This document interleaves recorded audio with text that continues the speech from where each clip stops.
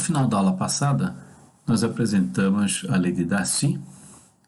Dada por essa expressão, nós temos a vazão, a condutividade hidráulica, o gradiente hidráulico e a área de percolação.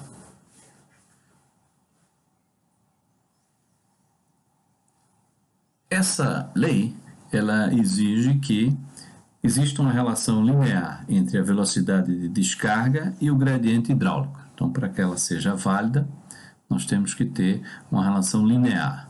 Lembrando sempre que nós estamos se tratando de solo, fluxo em meios porosos, o fluxo é linear. Alguns resultados que indicam que no caso das argilas, um trecho onde o gradiente é mais baixo, essa relação pode não ser linear. Então é preciso ter atenção para isso e se determinar se a relação entre o gradiente hidráulico e a velocidade de descarga é de fato linear.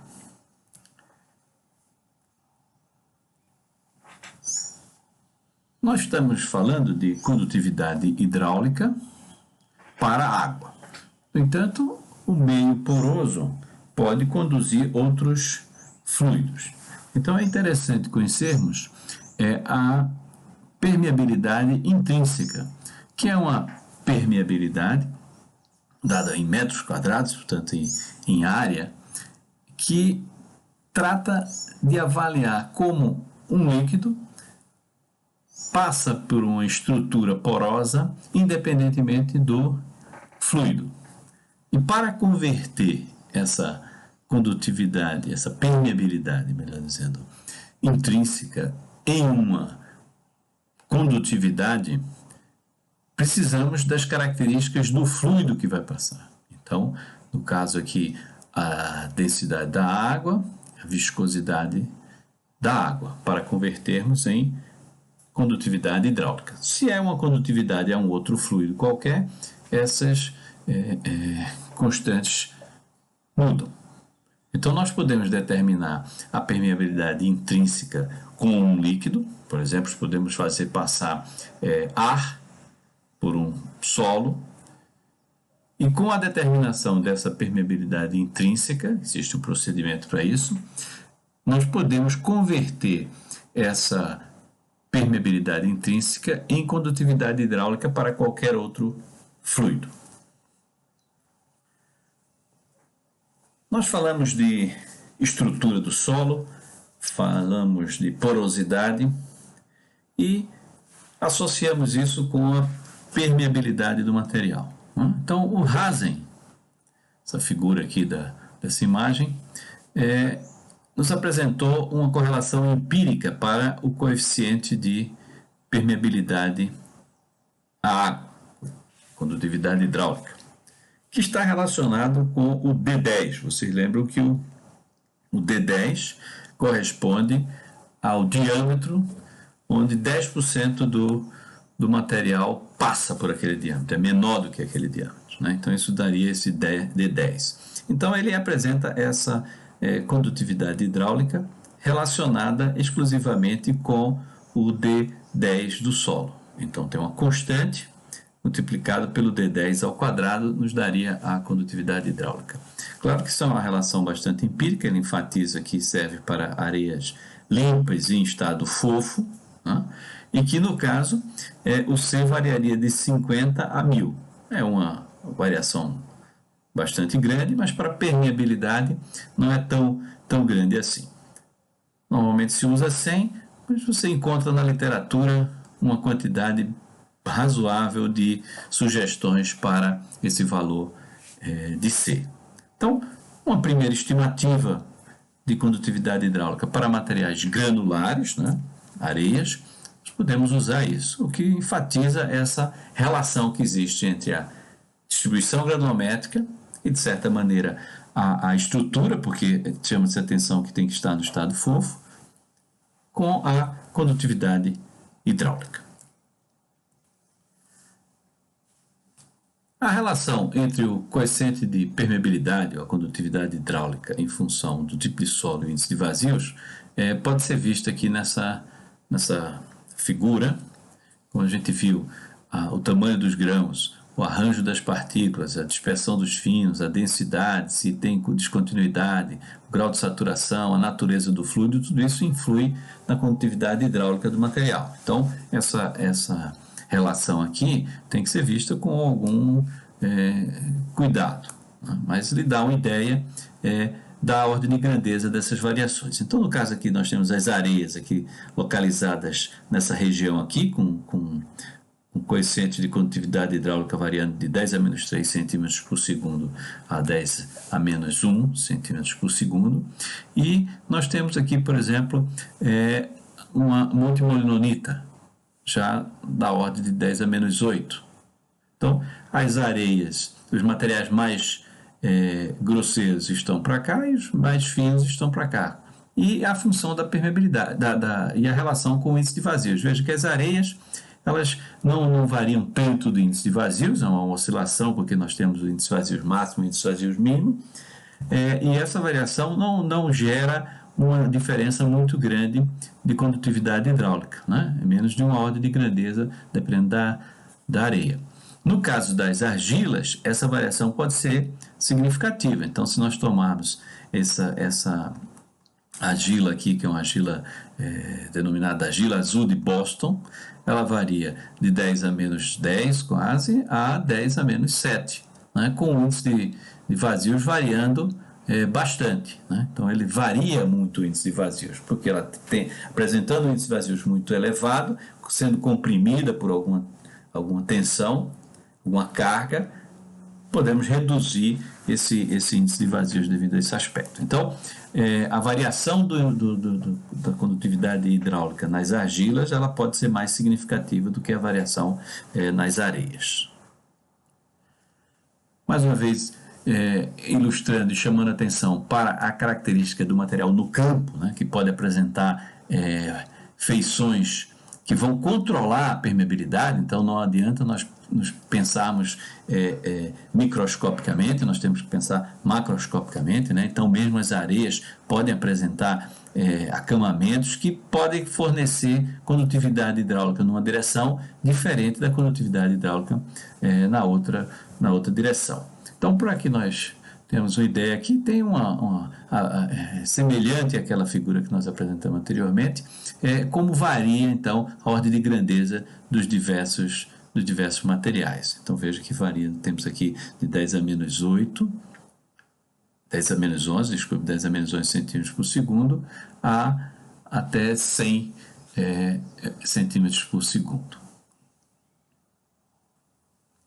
Bom, vamos dar uma olhada agora num vídeo que vai nos apresentar um fenômeno interessante que nós vamos estudar.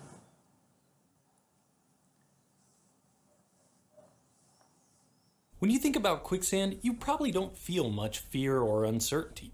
What was once a popular plot device in Então nós estamos falando aqui da famosa areia movediça. from our collective curiosity. But in civil engineering, quicksand is more than just a puddle of mud. It has a specific and potentially more catastrophic definition that can affect all kinds of infrastructure. I'm Grady, and today on Practical Engineering, we're continuing our dive into the hazards of soil mechanics and talking about seepage. Então veja, ele vai montar aqui um sistema onde vai simular uma barragem. Aqui está a barragem que ele vai simular, né, com uma fundação em areia, e vai impor uma diferença de carga de montante para jusante, né? Essa diferença de carga aqui, ΔH, né? O fluxo aqui não é um fluxo unidimensional, como nós estávamos falando no começo, é um fluxo bidimensional, né? Então o fluxo aqui é bidimensional, vai do lado para cá e a mesma coisa por aqui, né? Formando essas linhas de fluxo. Vamos continuar aqui na explicação.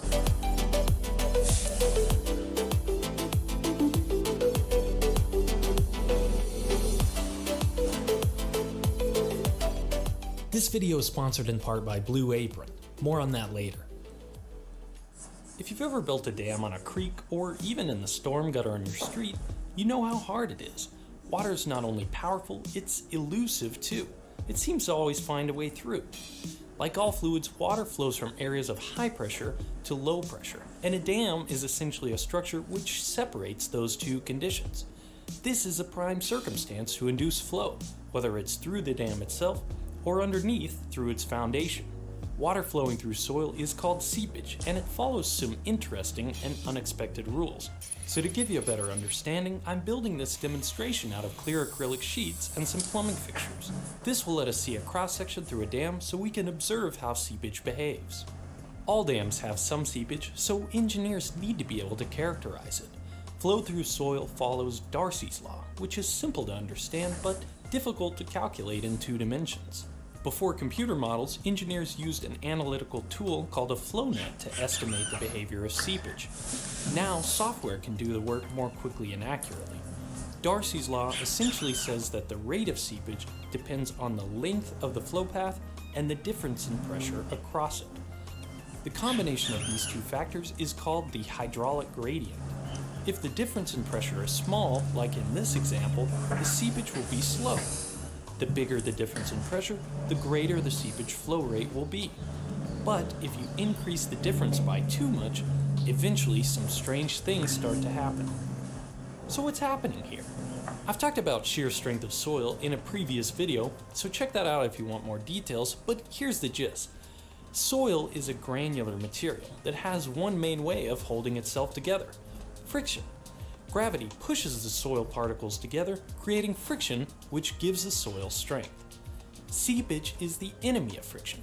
Water gets in between the particles, pushing them away from each other, reducing the friction and thus reducing the strength. This is important because shear strength is really the only thing that separates a solid from a fluid. In fact, when the water pressure within soil gets so high that it eliminates the shear strength altogether, we call it liquefaction, also known as the quick condition.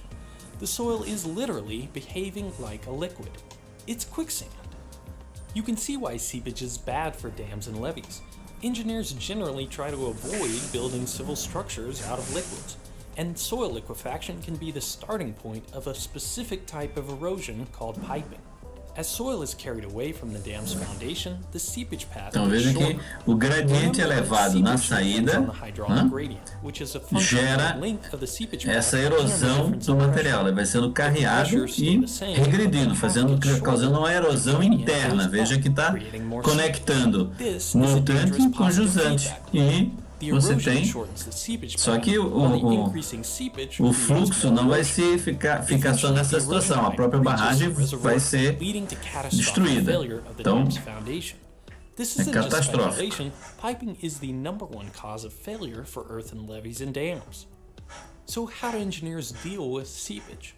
One common way is a cutoff wall, a subsurface wall constructed into the foundation of a dam. This is some footage from a previous demonstration I built that shows a cutoff wall in action. Notice the length of the seepage flow paths. They're longer, which means the hydraulic gradient is lower. That means less seepage and less chance for erosion. Thank you for watching, and let me know what you think. Então vocês viram que existe um fenômeno relacionado com o fluxo que pode gerar problemas em determinadas situações. Este problema está relacionado com o que nós conhecemos como areia movediça, né? Em muitos filmes, como nós vimos anteriormente, usam essa areia movediça como elemento dramático. Mas as pessoas, obviamente, não são puxadas para baixo. O máximo que pode acontecer é ela ficar flutuando num determinado nível. Isso acontece porque a diferença de carga entre a entrada e a saída de água gera uma redução das tensões efetivas no solo. Então, nesse elemento que nós temos aqui o solo dentro desse tubo, uma carga sendo aplicada aqui no lado A e saindo aqui do lado B com também uma carga controlada do lado de cá. Então, o nível de água está sempre nesse ponto aqui, a água está sempre entrando aqui e a água está sempre saindo aqui. Então, nós temos um fluxo ascendente. Quando a tensão efetiva no ponto A se torna zero, nós temos, então, areia movediça, ou seja, esse material aqui perde a capacidade de suporte dele, né? Então, essa expressão que está aqui, tensão efetiva, igual ao comprimento do solo que nós estamos considerando, multiplicado pelo peso específico submerso menos o gradiente que existe nessa situação, que nesse caso aqui é a altura H sobre L, né, porque é essa diferençazinha daqui, multiplicado pelo peso específico da água, isso tudo tem que ser igual a zero, e, portanto, nos fornece um gradiente crítico que é igual ao peso específico submerso dividido pelo peso específico da água. De onde é que vem essa expressão aqui para a gente relembrar um pouquinho do princípio das tensões efetivas? Então vamos calcular aqui a tensão total no ponto A. Então a tensão do ponto A vale o quê? Vale a altura, né, o peso específico do solo, mais essa alturazinha de água que tem aqui, multiplicado pelo peso específico da água. Essa é a tensão total no ponto A. A pressão da água no ponto A vai ser dada pela coluna de água que está abaixo dela. Aqui está. Então, esse ponto aqui tem a mesma pressão que esse ponto aqui, desconsiderando a eventual perda de carga que possa haver nessas tubulações. Então, essa pressão aqui é a pressão que eu tenho nesse ponto aqui, né? Nós não estamos considerando ainda o que vai acontecer com a pressão ao longo desse caminho. Então, nesse ponto aqui, eu estou impondo uma pressão, que é dada por essa coluna aqui. Então, essa pressão vai ser o quê? Vai ser o L mais o Z mais o H, multiplicado pelo peso específico da água, certo? Então, eu rearranjando essa expressão aqui e usando o princípio das tensões efetivas, né? O princípio das tensões efetivas, relembrando, é no ponto A, pressão no ponto A, pressão da água no ponto A. Então, nós chegamos a, vamos fazer lentamente isso aqui. Então, eu teria aqui Z, peso específico da água, menos vezes L, menos Z vezes o peso específico da água, menos H, peso específico da água. Isso tudo aqui vai ter que ser igual a zero, né? Então, isso aqui já vai sumir com este aqui, né? E eu vou ficar, então, com L, peso específico da água, menos peso específico do solo aqui, mais a altura, peso específico da água, isso tudo igual a zero. Dessa relação aqui, nós vamos ter que, colocando em evidência o L, nós vamos ter o peso específico do solo menos o peso específico da água, mais a altura igual a zero. Essa relação aqui, ela é o peso específico submerso. Então, se nós continuarmos aqui para o lado de cá, nós vamos ter que o L, gama sub, vai ser igual, aqui é negativo, né? Aqui é negativo, H, peso específico da água, e, portanto, H sobre L é igual ao gama sub sobre gama da água. E isso é o gradiente crítico que nós temos aqui. Então, nós vamos detalhar esses comportamentos ao longo dos exercícios que nós vamos ter de fluxo unidimensional. Vamos agora pensar na determinação do parâmetro do solo, que é a condutividade hidráulica. Vamos ver aqui os tipos de ensaios que nós temos para determinar a condutividade hidráulica dos solos. Então, nós temos os ensaios com carga constante, vazão constante e de carga variável. Então, os ensaios de condutividade hidráulica, para determinação da condutividade hidráulica de carga constante, eles são utilizados normalmente para solos que têm uma condutividade elevada, que a água passa mais facilmente por eles, que seria o caso das areias, dos solos arenosos. Os ensaios com vazão constante e com carga variável são utilizados, então, para solos com uma permeabilidade menor. Seriam aqueles solos mais argilosos, as argilas.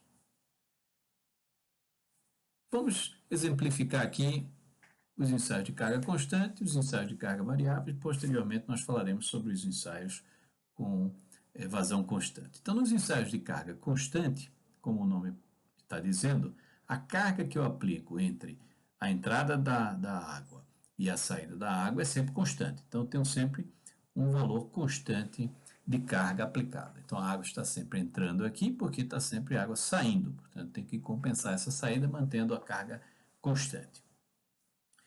Um outro esquema do ensaio é esse que está desenhado aqui embaixo. Eu tenho o solo começando aqui e terminando nesse ponto. E em dois pontos dessa amostra eu tenho dois piezômetros. Eu tenho esse piezômetro A aqui e esse piezômetro B. Então, há uma perda de carga desse ponto superior ao ponto inferior e o piezômetro marca a carga piezométrica nesses dois locais. Isso é interessante porque nós eliminamos os efeitos de perda de carga na entrada e na saída do meu sistema, medindo a piezometria diretamente aqui. Na saída, também, eu determino a vazão. E utilizando a lei de Darcy, né? Então, reforçando aqui a lei de Darcy, ΔH sobre L, multiplicado pela área, isso aqui é o gradiente. Né? Então, equacionando aqui para a condutividade hidráulica, eu chego nessa expressão, onde eu tenho aqui a vazão, o comprimento da amostra, a perda de carga e a área. Eu vou determinar a vazão, medindo, por meio de uma bureta e um cronômetro. O comprimento da amostra é especificado em função do tubo que você tenha. Né? A carga que você vai aplicar, você vai também determinar, você pode fazer com várias cargas para avaliar, e a área do seu tubo. Então, você determina a condutividade hidráulica desta forma. No caso de carga variável, como eu disse, efeitos para ensaios, para amostras que têm uma permeabilidade mais baixa, então, como demora muito para a água fluir, aqui em cima do meu corpo de prova eu tenho uma bureta mais fina, então eu tenho uma área menor que vai descendo à medida que o tempo vai passando. Então, a expressão que rege a permeabilidade é dada por essa equação. Então, a dedução dessa equação ela está explicitada aqui e relaciona-se simplesmente com o fato de que a vazão na bureta tem que ser igual à vazão que sai do outro lado, com a particularidade que agora, do outro lado, nós temos o solo. Né? Então, vocês podem ver essa dedução com mais calma na literatura que foi apresentada para vocês no começo do curso. Então, eu vou simplesmente acompanhar a descida dessa água na bureta, né?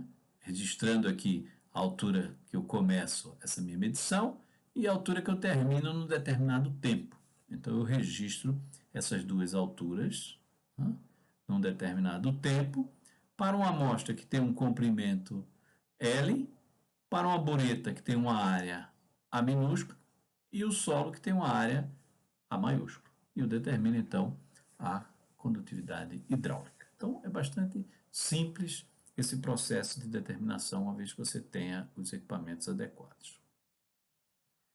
Para deixar mais claro, temos aqui as imagens de equipamentos comercializados. Então, aqui eu tenho de carga constante. Então, aqui nesse recipiente eu tenho a água, que vai sempre entrar no meu sistema, com um sistema de extravasão para tirar a água que está em excesso. Então, está sempre entrando água. Essa água vem por aqui, entra na parte superior da minha amostra e aqui sai a água, onde eu determino também a vazão que está saindo. Nesse corpo de prova eu tenho 3 piezômetros que estão ao longo do corpo de prova, né?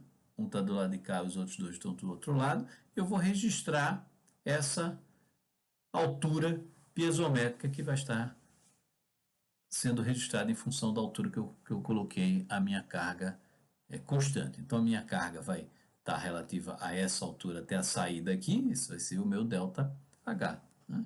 Eu posso ter um sistema mais simples ainda do que esse, sem os piezômetros, o que a norma não recomenda, mas eu vou simplesmente ter esse equipamentozinho aqui, que é o mesmo que está aqui, né? Mais detalhado aqui, a água sai por aqui, eu tenho uma saída que mantém o nível constante, então aqui uma espécie de ladrão da água, e eu conecto ao meu corpo de prova.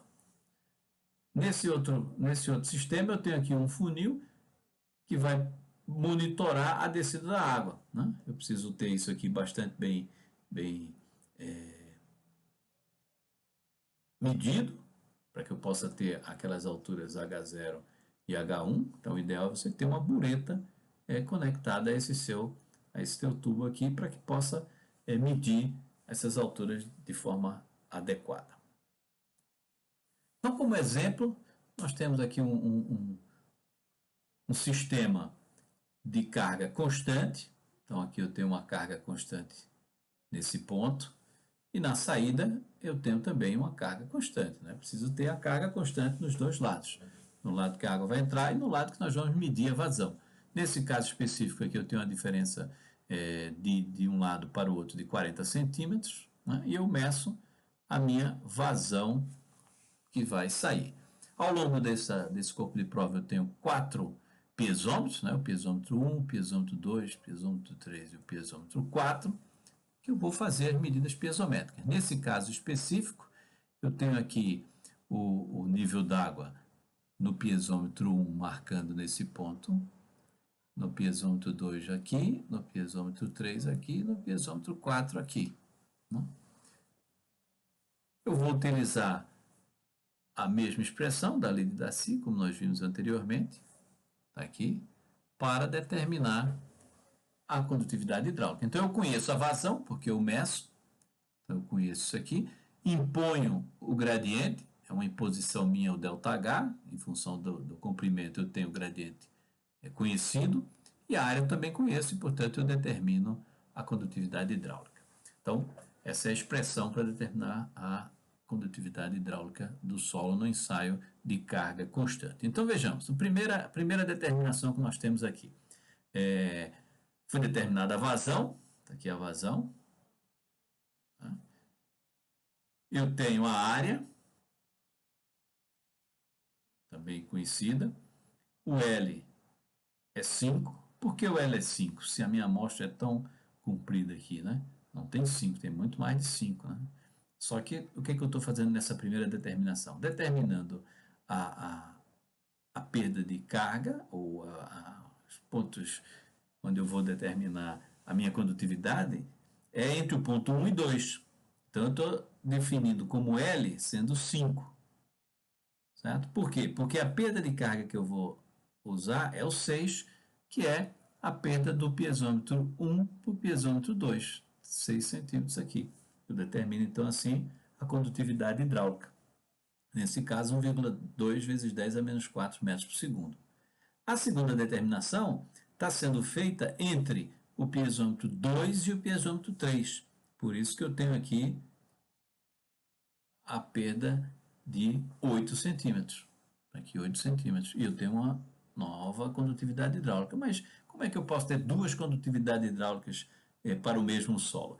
Bom, essa moldagem do corpo de prova, né, esse tipo de equipamento, ele só permite você fazer ensaios com amostras moldadas em laboratório. Então, ela é colocada aqui, como eu disse, para solos mais arenosos e, obviamente, existe uma certa variabilidade. Eu posso, eventualmente, compactar mais um ponto, menos outro, e pode haver alguma diferença no processo durante a compactação. Isso gera essas perdas de cargas que podem ser diferentes. Nesse caso aqui, nós temos uma diferente e as outras duas foram iguais. Né? Eu posso avaliar isso, como está feito aqui, comparando a determinação, tomando os dois primeiros e os dois últimos, que são iguais. Né? Do 2 para o 3 e do 3 para o 4, elas são iguais, portanto, teria a mesma condutividade. Também podemos fazer utilizando do piezômetro 1 ao piezômetro 4. Portanto, a perda aí seria 22, que me forneceu aí uma condutividade hidráulica de 10 a menos 4. Então, são valores bastante próximos para a permeabilidade, para a condutividade hidráulica. A condutividade hidráulica, quando ela dobra, né, quando ela é 4 vezes, ainda é uma variação pequena. Então, ela só passa a ter uma grandes variações quando ela passa de ordem de grandeza de 10 para 100 vezes o valor. Né?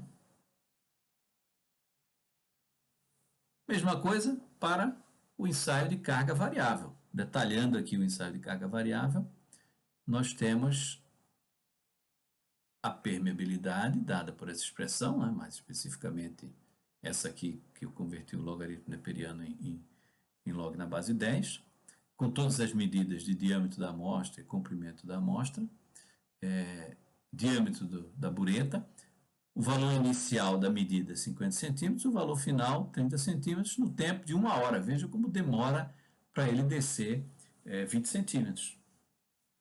Registrado esses valores, calcula-se então a condutividade hidráulica para esse material foi 10 a menos 7 metros por segundo. O caso de permeâmetros com parede flexível, o que quer dizer isso? Quer dizer que a minha amostra ela vai ficar dentro de uma câmera, né? Fazer aqui uma câmera, onde o corpo de prova vai ficar posicionado aqui. Né? Isso aqui é o solo. Eu vou ter aqui um cabeçote, onde vai entrar, para simplificar aqui, vamos fazer com que a água entre por aqui. E a água sai por aqui. Nessa situação, eu tenho aqui no entorno do meu solo uma membrana, né? Uma membrana de borracha, de látex, que vai proteger a minha amostra da água que está dentro dessa câmara. Então, essa câmara aqui, ela é preenchida com água.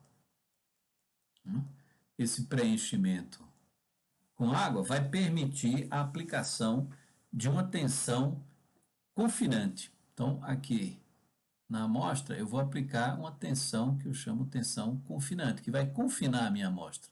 Né? Então, é uma tensão que a gente chama σ3, que está aplicada em toda a amostra, é uma tensão isotrópica. Né? Eu posso fazer isso para simular, por exemplo, determinadas profundidades. Então, se o solo está numa determinada profundidade, eu posso aplicar aquela tensão para me aproximar daquele valor que está no campo.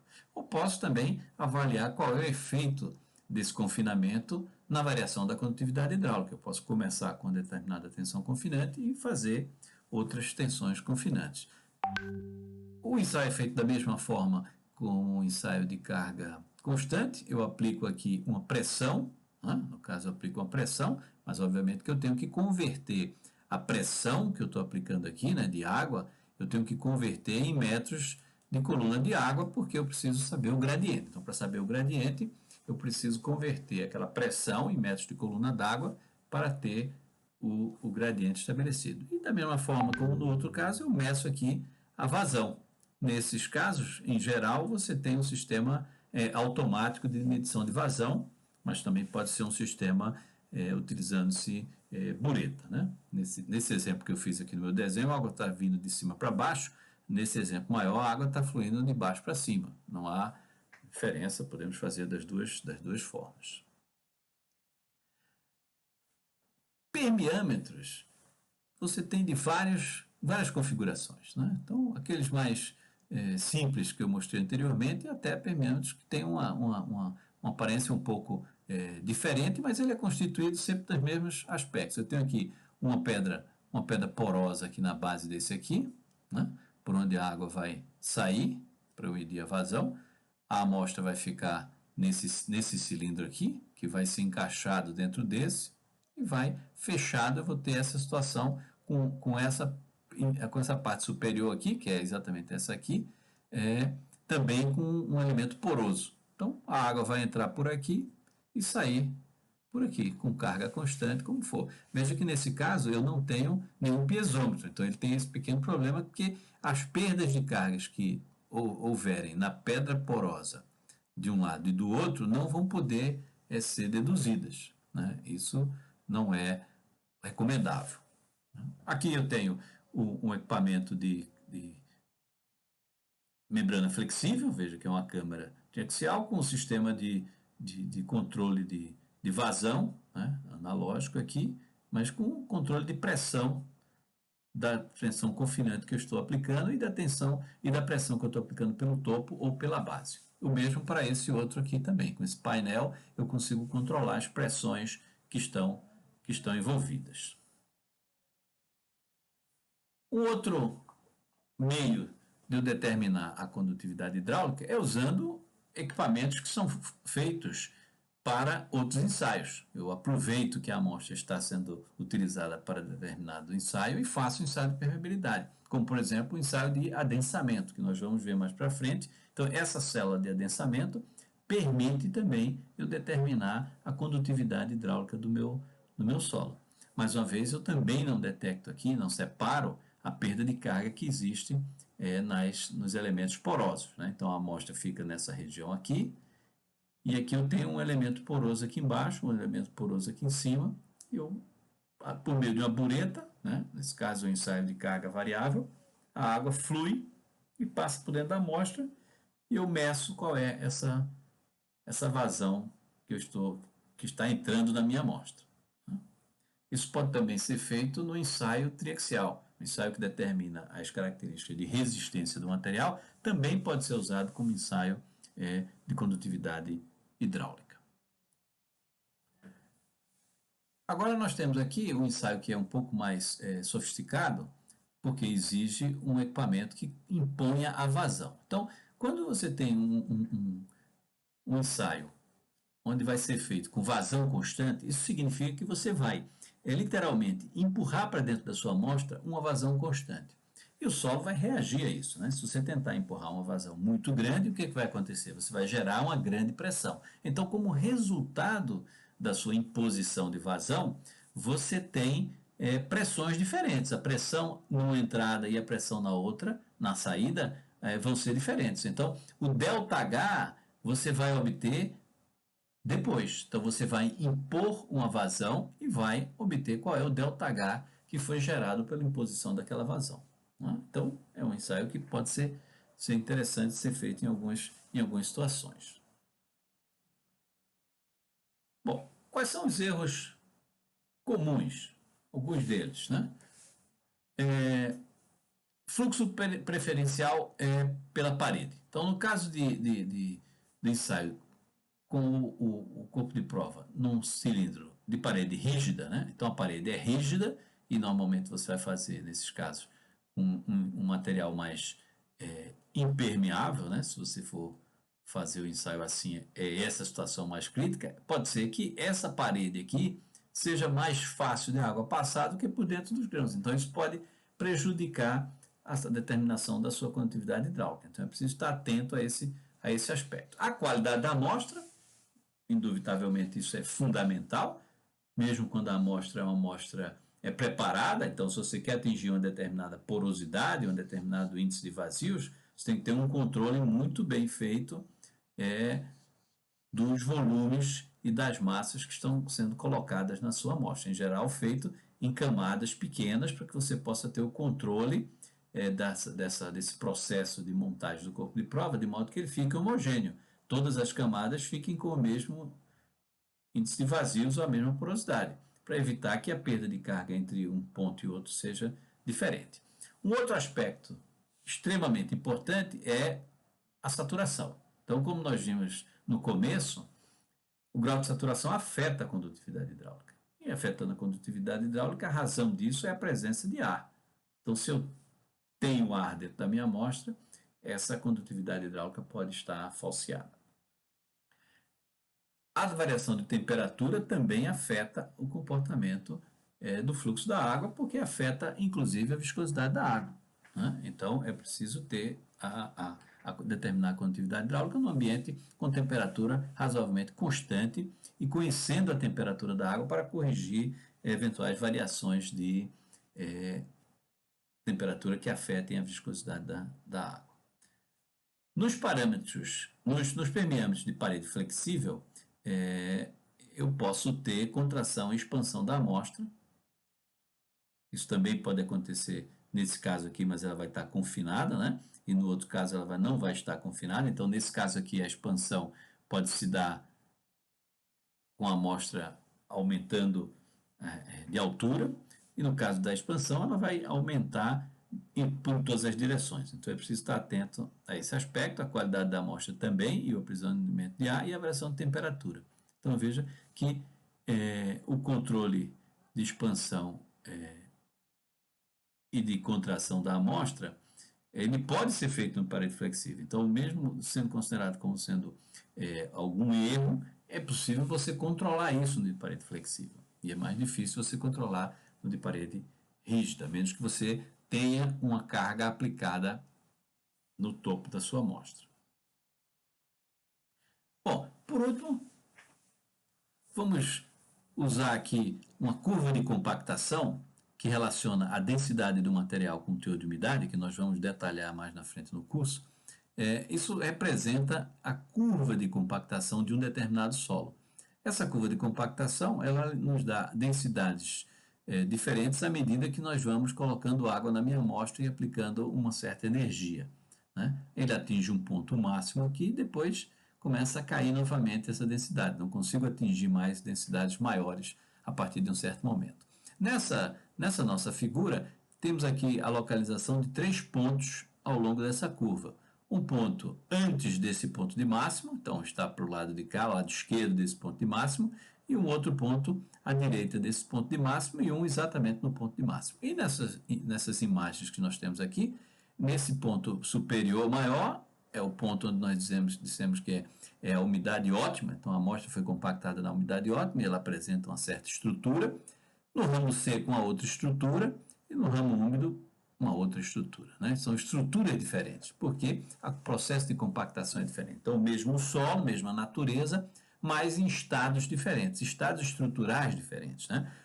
E 2 deles com densidades diferentes. Então, a densidade desse aqui é diferente da densidade desse. Esse aqui está muito próximo da densidade desse, mas tem estruturas diferentes, o que vai gerar condutividades hidráulicas distintas. Então, a permeabilidade num gráfico como esse aqui, em geral, ela vai decrescer nesse sentido, né? Então, ela decresce nesse sentido aqui. Então, eu tenho permeabilidades menores à medida que eu caminho para lá. Então, se eu comparar essa amostra, vamos chamar essa amostra 1 aqui, com essa amostra 2 aqui, eles têm praticamente a mesma densidade, praticamente a mesma porosidade, mas ainda assim a permeabilidade pode ser umas 2 ordens de grandeza maior no caso 2 do que no caso 1, né?